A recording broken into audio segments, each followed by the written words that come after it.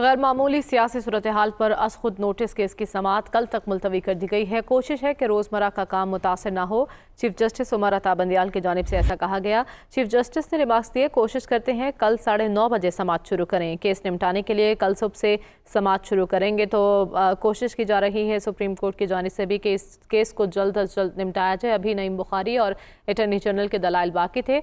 नईम बुखारी की जानिब से इस्तदा की गई कि उनका रोज़ा है, अगर वो इजाज़त दें तो अपने दलाइल कल तक मुकम्मल कर लेंगे। अटॉर्नी जनरल ने भी अभी दलाइल देना है, जिस पर चीफ जस्टिस ने समाअत कल सुबह 9:30 बजे तक मुलतवी कर दी। चीफ जस्टिस ने कहा कि केस निपटाने के लिए कल सुबह से समाअत शुरू करेंगे।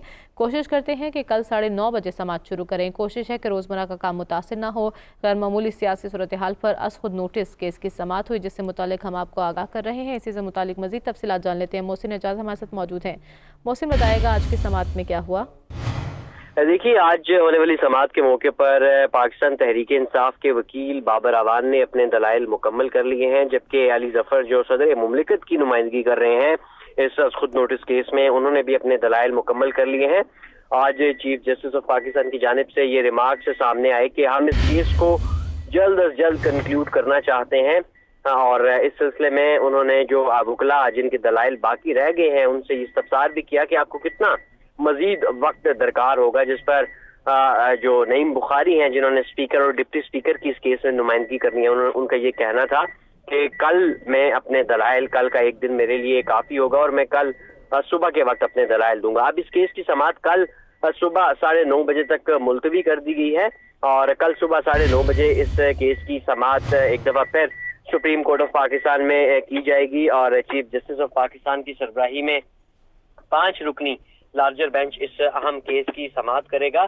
और आज होने वाली समाअत के मौके पर डॉक्टर बाबर अवान की जानिब से तफसीलन ये बताया गया बेंच को कि किस तरीके से लेटर गेट का जो मामला था वो दरपेश आया। अदम एतमाद जो है वो पेश होने से पहले एक मरासला मौसूल हुआ वजारत खारजा को, फिर वजारत खारजा के नुमाइंदे की जानिब से वफाकी काबीना को इस पर तफसीली ब्रीफिंग दी गई। फिर जो पार्लियामेंट की नेशनल सिक्योरिटी कमेटी है उसको भी जो है वो ब्रीफिंग दी गई और उस ब्रीफिंग से ओपोजिशन ने बायकॉट किया था। और इसके साथ साथ उन्होंने मुख्तलिफ आज अपने दलाइल में कुरानी आयात के और हदीस के हवाले भी दिए और ये कहा भी कि वो अपने कैरियर में पहली मर्तबा इस तरह के दलाइल दे रहे हैं। और आज चीफ जस्टिस ऑफ पाकिस्तान ने अपने रिमार्क्स में ये कहा कि हम अटॉर्नी जनरल को भी सुनने के मुंतजिर हैं और नईम बुखारी को भी सुना जाएगा, जिस पर नईम बुखारी ने कहा कि आज रोजा है, काफी ज्यादा वक्त गुजर चुका है, अगर मुनासिब समझें और इजाजत हो तो मैं कल दलाइल दूंगा और कोशिश करूंगा कि जल्द अज जल्द अपने दलाइल को जो है वो मुकम्मल भी कर लूं। बैरिस्टर अली जफर जो इस केस में सदर मुमलिकत की नुमाइंदगी कर रहे हैं, उन्होंने अपने दलाइल में ये कहा कि पार्लियामान को अपने मसाइल खुद हल करने देना चाहिए। और इस पर जस्टिस इजाजुल एहसन ने कहा कि जो मसाइल पार्लियामान खुद हल ना कर सके तो फिर क्या होगा। इस पर अली जफर ने कहा कि अदालत को मुदाखलत के बजाय मामला अवाम पर छोड़ देना चाहिए। NRO केस में वजीर आजम को स्विस हुकाम को खत लिखने का हुक्म दिया गया। खत न लिखने पर स्पीकर के पास रेफरेंस आया जो उन्होंने खारिज कर दिया।